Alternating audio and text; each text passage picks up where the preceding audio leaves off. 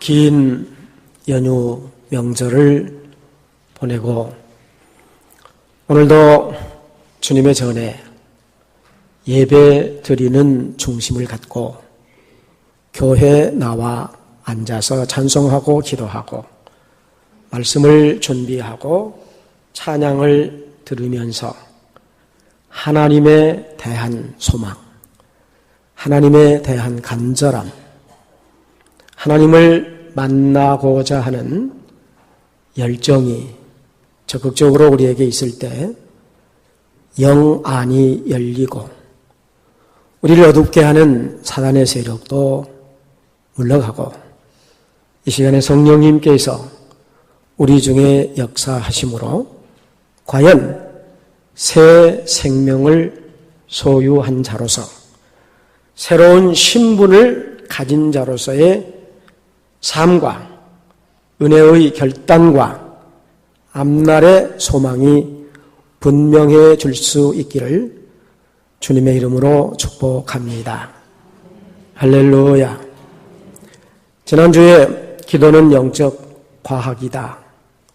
그리스도인은 영생을 소유했는데 하나님의 아들이 그 안에 있는 자, 중심에 하나님의 아들을 믿는 자에게는 영생이 있다 했습니다. 영생은 물론 시공을 초월해서 영원히 사는 것을 영생이라고 하고 우리는 이 육신을 벗고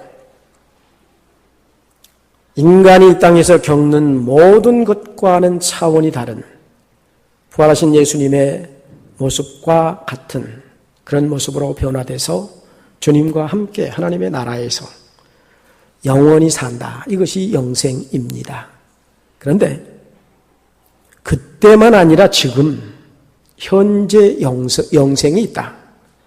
믿음의 현실에서 체험을 구체적으로 할 수 있는 것이 현재적 영생이다라는 말씀을 나눴습니다.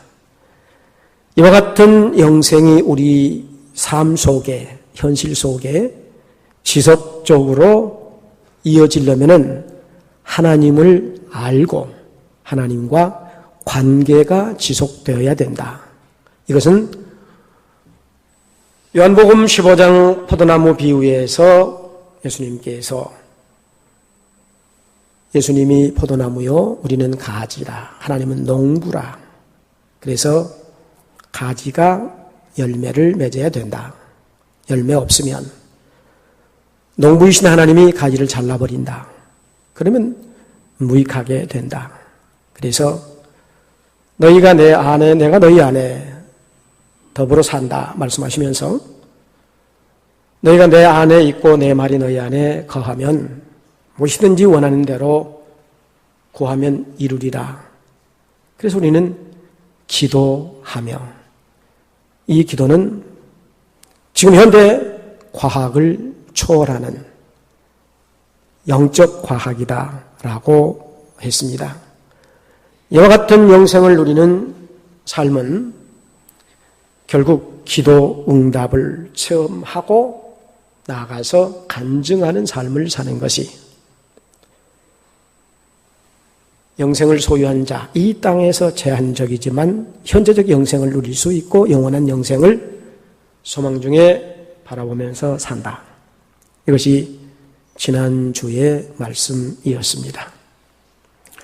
오늘은 우리가 새 생명을 소유했다라고 했는데 이 새 생명은 하나님께서 우리를 창조하실 때에 아담을 창조하실 때에 그 형상을 따라 창조했으므로 생명력이 분명했습니다. 그러나 범죄함으로 잃어버려서 하나님 앞에 나아갈 수가 없게 됐는데 예수님께서 십자가를 통해서 우리로 하여금 하나님 앞에 나아갈 수 있는 관계 형성을 이루어 놨습니다.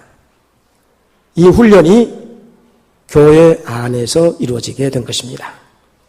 교회는 주님이 머리가 되시고 우리는 그 모든 지체로서 교회를 통해서 우리의 믿음이 성장하고 이 땅에서 현재적 영생을 체험할 수 있는 삶이 그리스도인의 삶입니다.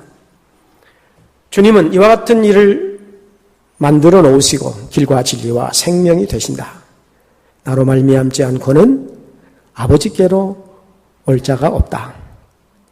베드로도 다른 이로서는 구원을 얻을 수 없나니 천하 인간의 구원을 얻을 만한 다른 이름을 우리에게 주시지 않았다. 라고 말씀을 하셨는데 제자들이 예수님께서 떠난다고 했을 때 걱정하니까 보혜사를 보낸다. 그 보혜사 성령님께서 예수 믿는 사람의 중심에 임마누엘의 계심을 믿습니다. 뿐만 아니라 주님께서 우리를 위해서 기도하시고 성령 하나님께서도 우리 자신을 위해서 기도합니다. 그러므로 교회는 우주적 공동체가 교회입니다. 예수님도 교회 회원이고 우리도 다 회원입니다. 하나님께서 아브라함에게 약속하셨던 바다에 모래알 하늘의 별수만큼 아브라함의 후손이 많을 것이라고 그랬는데 아브라함을 비롯한 모든 그리스도인들이 세상에 살아있든 떠났든 교회 공동체의 일원입니다. 죽었다고 떠났다고 교회 공동체에서 떠난 것이 아닙니다. 하나님의 교회의 공동체 일원이고 교회라고 했을 때 그 교회가 규모가 크든 적든 간에 이 교회는 하나의 교회입니다.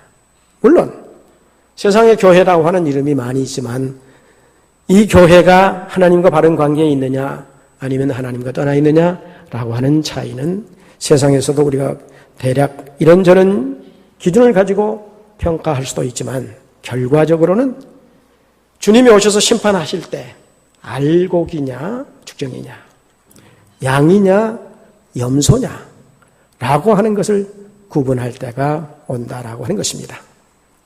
우리는 교회 공동체 안에서 하나님의 생명을 소유한 자로서의 회복된 삶을 믿음으로 말미암아 시간과 공간의 제한이 있지만 현재적 영생을 그리스도인은 체험할 수 있는 것입니다.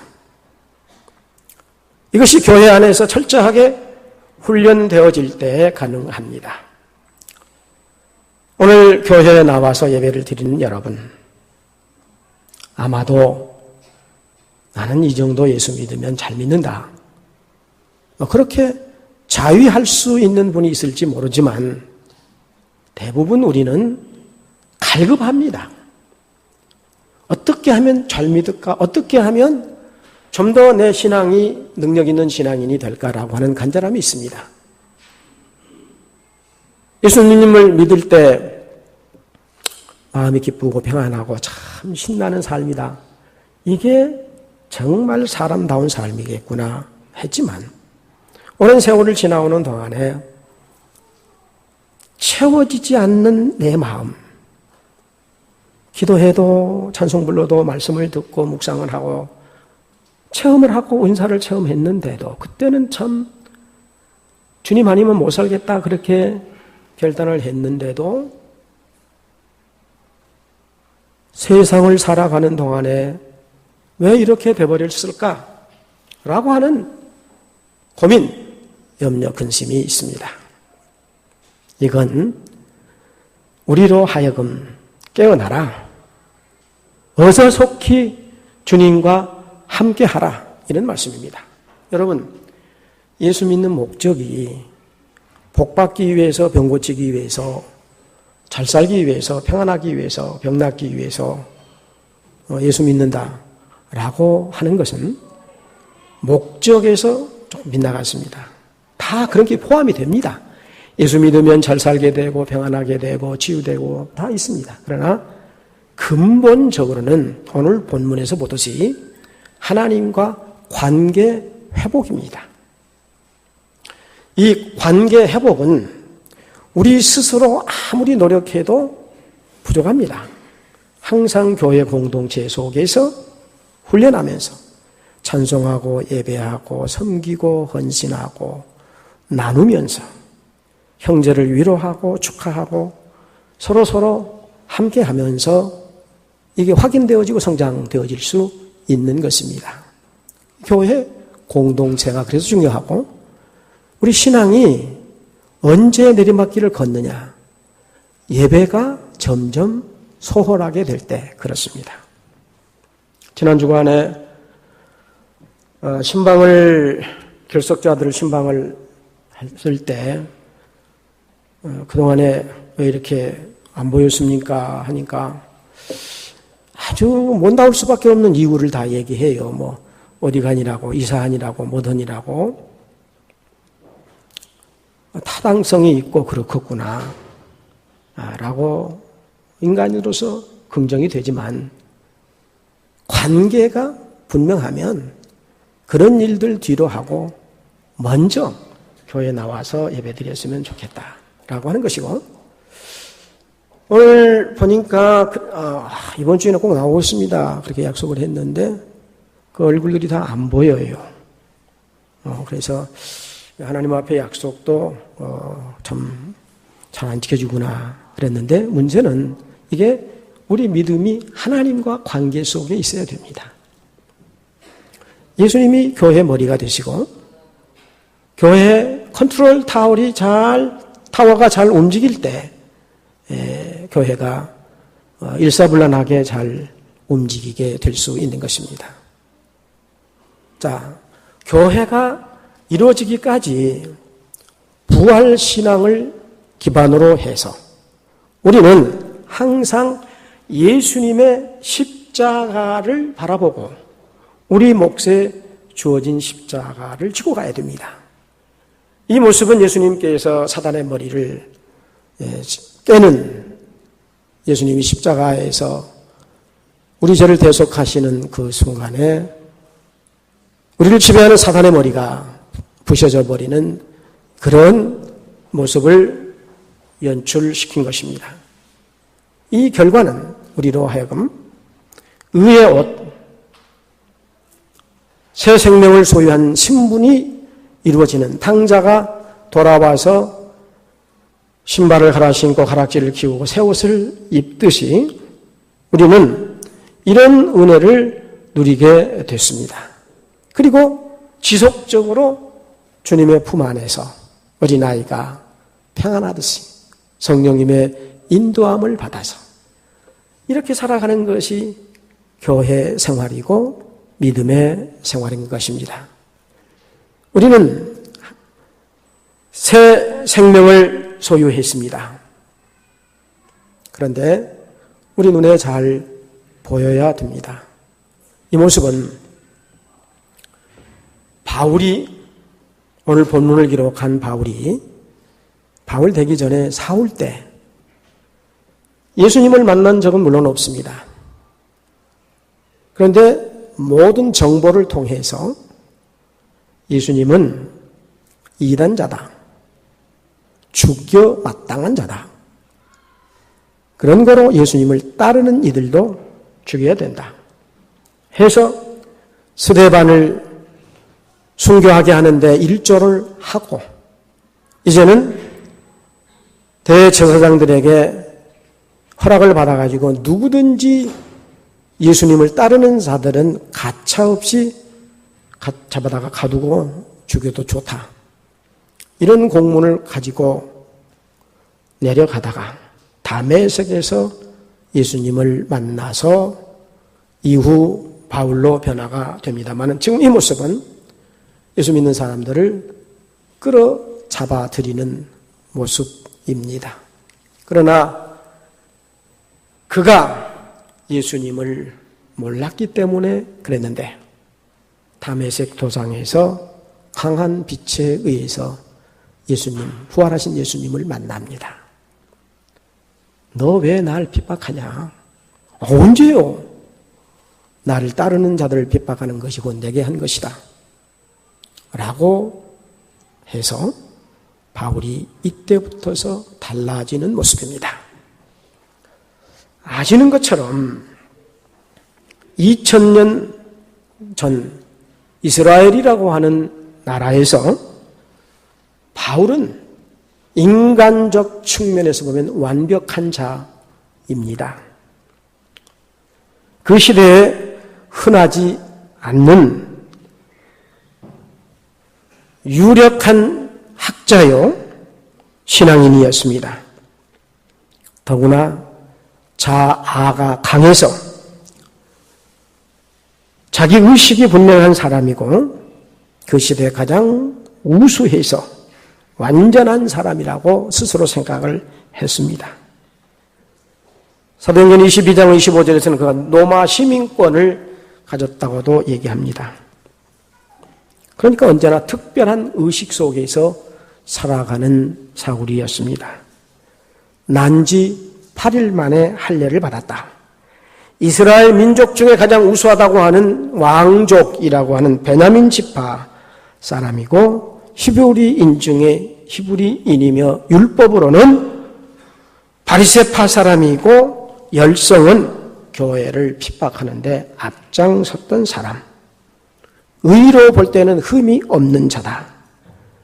빌립보 3장 5절에서 6절에 자기를 소개할 때 그렇게 말합니다. 사울이라고 하는 이 사람의 내면에는 자기 자신으로 꽉 차 있습니다. 누구도 그 틈을 빗고 들어갈 수 없을 정도로 완벽한 자신이라고 생각을 했습니다. 그렇기 때문에 그는 항상 그가 율법에 의해서 할례를 받았냐, 혹 바리새 사람이냐, 율법을 잘 준수하고 있느냐, 아니면 어느 지파 사람이냐, 나아가서는 그가 유대인이냐 이방인이냐 이런 기준을 가지고 판단해서 오로지 그 안에 들어오는 자만이 함께 할 수 있는 사람이라고 했습니다. 물론 이 사울이라고 하는 사람은 그렇게 완벽한 존재이지만 예수님을 만난 적은 없습니다. 그러나 그 많은 정보를 통해서 예수님을 반역자로 취급을 하고 그를 따르는 자들을 가차없이 처형을 하고자 했던 것입니다. 그런데 그 사울이 결국 오늘 본문의 말씀을 통해서 보여주고 있는 것은 실제로 변화된 모습입니다. 오늘 55절에서부터 읽었습니다만 11절에서 14절 말씀 보면은 사도 바울이 사도직에 대해서 시비를 거는 자들이 고린도 교회에 있었습니다. 그래서 이와 같은 비난을 받으면서 이 고린도 교회에 당부하는 말씀이 14절에서 17절에 나와 있습니다. 예수님께서 자신의 죽으심과 부활을 통해 변화를 받게 됐다. 바울의 변화가 고린도 교회 교인들의 변화가 예수님의 이와 같은 십자가를 통해서 이루어졌다고 말씀하면서 그래서 이젠 새로운 존재다.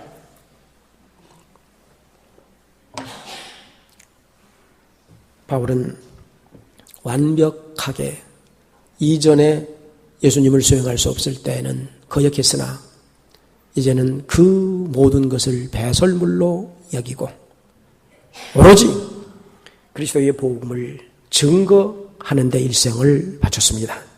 지금 드리고 있는 이 지도는 소아시아 지역에 바울이 전도 여행하면서 복음을 심었던 이런 곳입니다.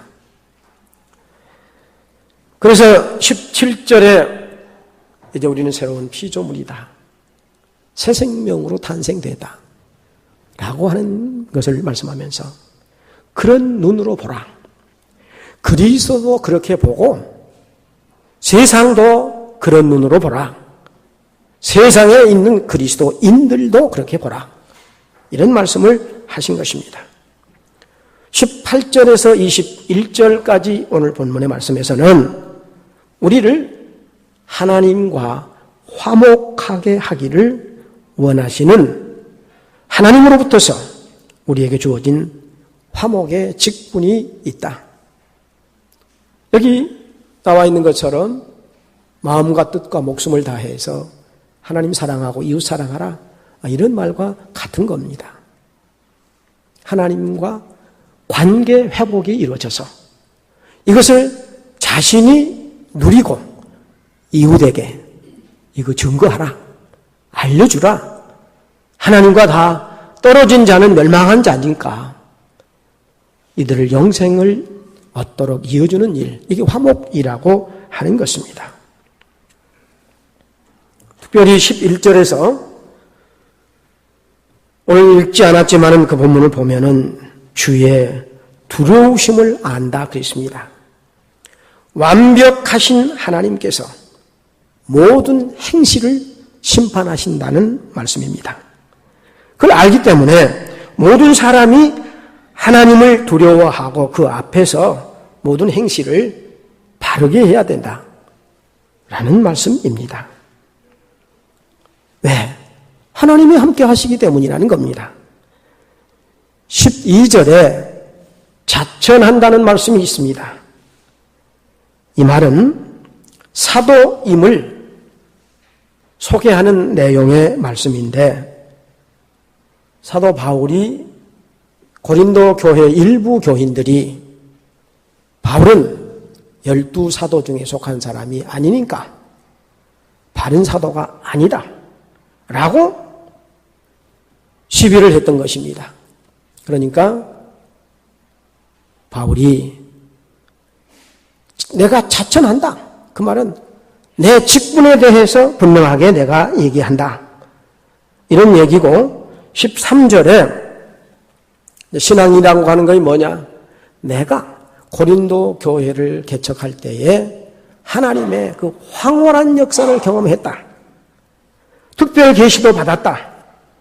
누구나 다 알아들을 수 있는 말로 그럼에도 불구하고 내가 선포했다.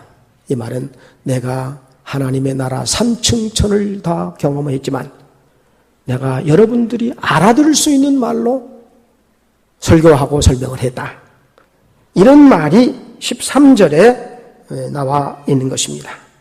그러면서 내가 미쳤어도 그리스도를 위한 것이고 그러지 않아도 그리스도를 위한 것이다 라고 말씀을 하면서 14절에 강권하시는도다. 바울의 가르침과 전하는 복음이 그리스도의 지혜 아래, 그리스도의 지배 아래 있도록 하나님이 강권하고 있기 때문에 내가 한다. 그러면서 이제 15절부터서 바울이 복음을 전하는 핵심을 얘기하게 되는데, 예수 그리스도의 대속의 죽음과 부활이고 그것이 우리에게 임하는 변화다라고 하는 것입니다. 내가 죽을 자리에 주님이 죽으셨다. 그리고 내게 산 소망을 주셨다라고 하는 것입니다. 예수 잘 믿는 어떤 자매님이 남편이 알코올 중독자여서 내가 그래도 신앙이 좋고 내가 더 열심히 있고 그래 내가 하고자 하는 일은 다 한 사람인데 라고 생각하고 남편쯤은 저 알코올 중독에서 해방시킬 것이라고 자신하고 기도하고 여러 가지로 남편과 때로 많이 싸우고 권하고 했습니다. 도저히 남편이 달라지지 않는 것입니다. 어느 날 자신 집의 목욕탕에서 자신의 모든 지난 날을 돌아보면서 통곡을 합니다. 하나님, 내 힘으로 안 됐습니다. 이제 하나님께 맡깁니다. 내가 할 수가 없습니다. 하나님 맡아주십시오. 이 생명 맡아주시고 내 남편 좀 책임져 주십시오. 라고 기도를 했는데 갑자기 마음에 평안이 온 겁니다. 용기가 생긴 겁니다. 달라진 건 아무것도 없지만 할 수 있다. 그래서 남편을 불러서 얘기를 합니다. 내가 당신을 위해서 그동안 이런 일을 하고 이래 왔는데 당신 전혀 변화하지 않는 걸 보았다. 그러나 이제 같이 주님께 맡기고 나는 이제 내가 책임지지 못한다고 주님께 말씀드리고 주님께 맡겼다. 나도 당신도 맡겼으니까 우리 같이 한번 주님께 맡기고 하자. 그렇게 하니까 남편이 막 전에 같으면 노발대발 하는데 그래 보자. 나도 사실 당신한테 자존심이 상해서 다른 시간에는 당신에 대해 그 노력이나 모든 일에 고마운데 당신 앞에 서면 성질이 나고 그래서 그냥 그래 왔는데 그래 같이 한번 노력하자. 물론 그렇게 해서 갑자기 변하는 건 아니지만 남편이 알코올 중독자 개선하는 프로그램에 참여하고 점점 신앙이 들어가고 그렇게 해서 완벽하게 변화가 됐다. 이런 간증을 보았습니다. 사랑하는 여러분, 우리 자신의 문제, 세상적으로 좀 더 완벽해 보고자 하는 욕심이 있습니다. 이를 비롯해서 헤아릴 수 없는 많은 세상의 일들이 우리를 지금 억압하고 우리 신앙의 발목을 잡습니다. 그러나 주님께 맡깁시다. 맡기시기 바랍니다. 맡기지 않으면 안 됩니다.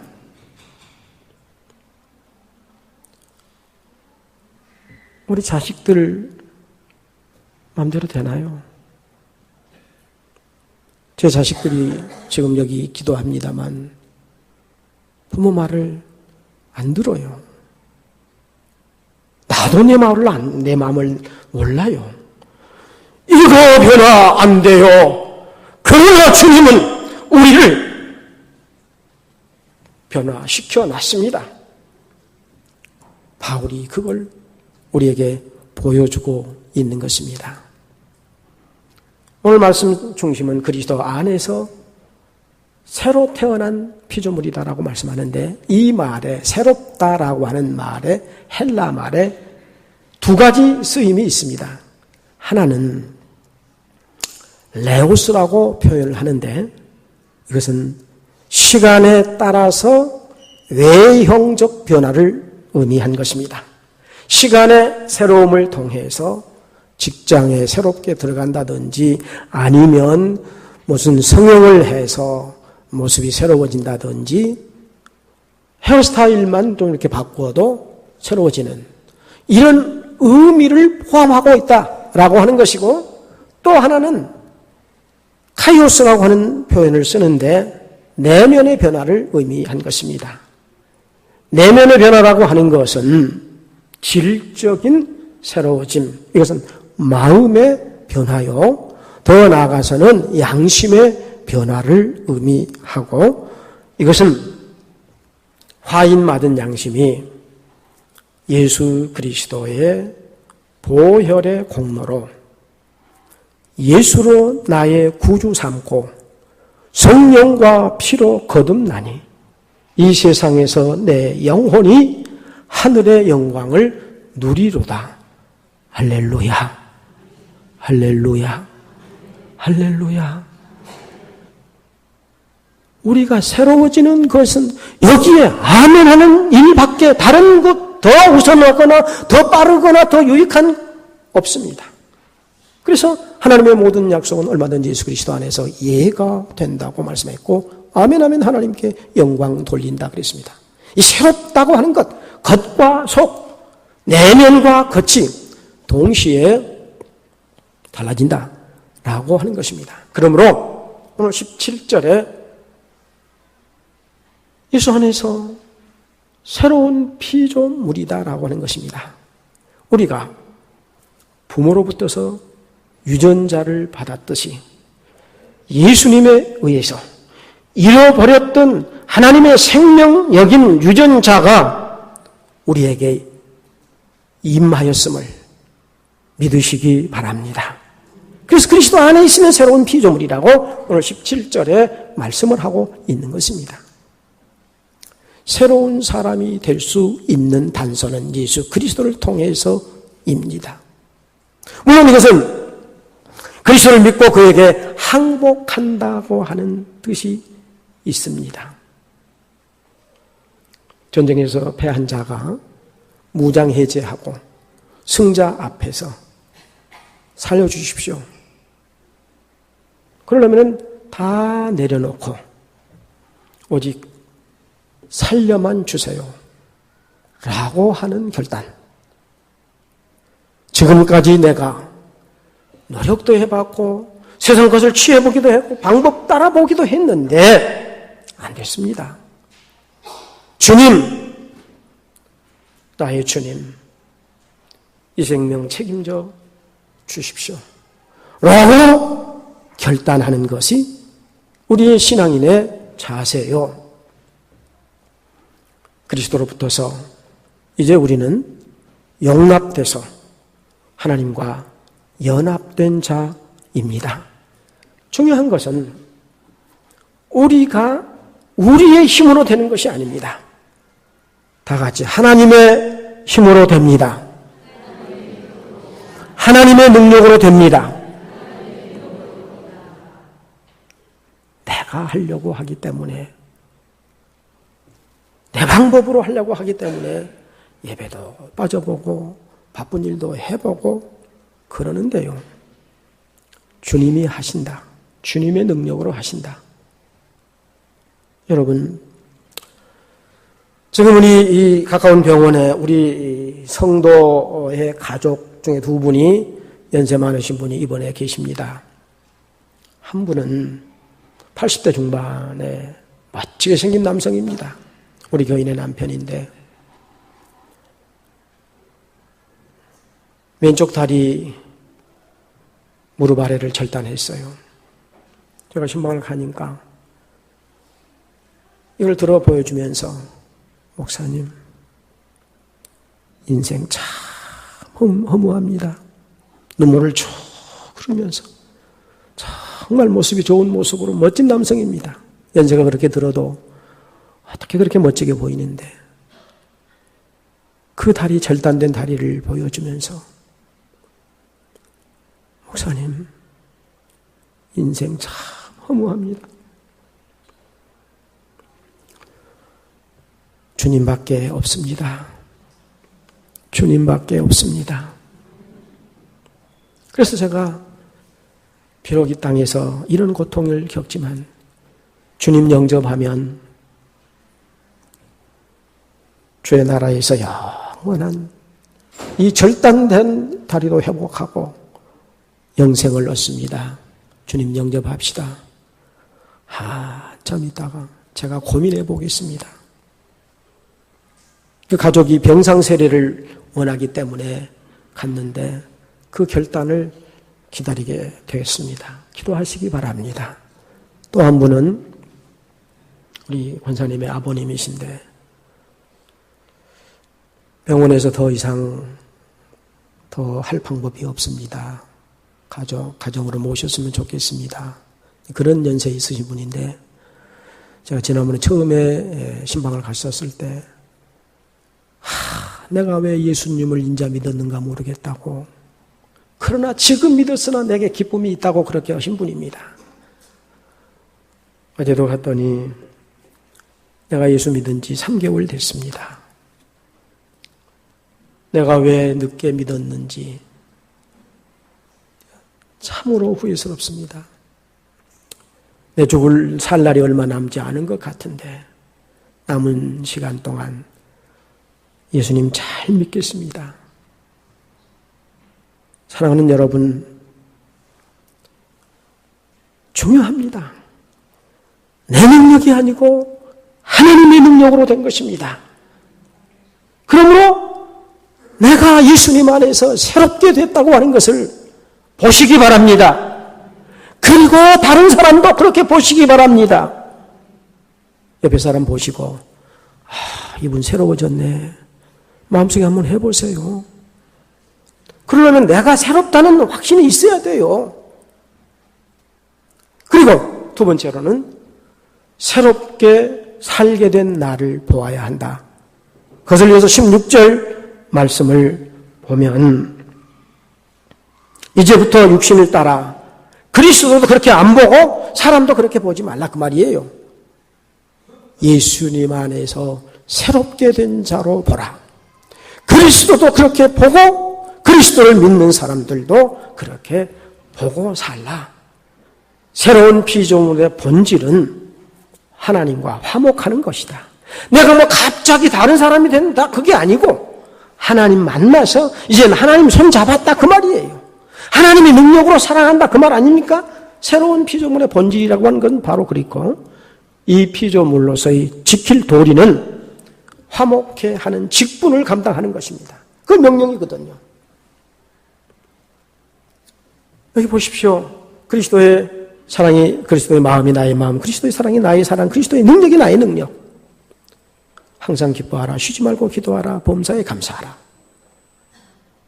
이것이 화목된 자로서의 직분을 감당하는 일이며 하나님 안에서, 교회 안에서, 가정 안에서, 일터 안에서, 이웃과의 관계 속에서 이 삶을 살아가라 그 말입니다. 바울은 이렇게 말합니다. 갈라디아서 5장 22절 23절에서 성령의 9가지 열매를 맺어라. 이런 말이에요. 그 우리 능력으로 됩니까? 성령의 능력으로 됩니다. 할렐루야. 다 같이 성령의 능력으로 됩니다. 내 능력으로 되지 않지만 성령님의 능력으로 된다는 사실을 말씀하고 있습니다. 그리고 베드로후서 1장 4절에서 7절 말씀에서 우리가 신의 성품에 참여한 자다라고 말씀합니다.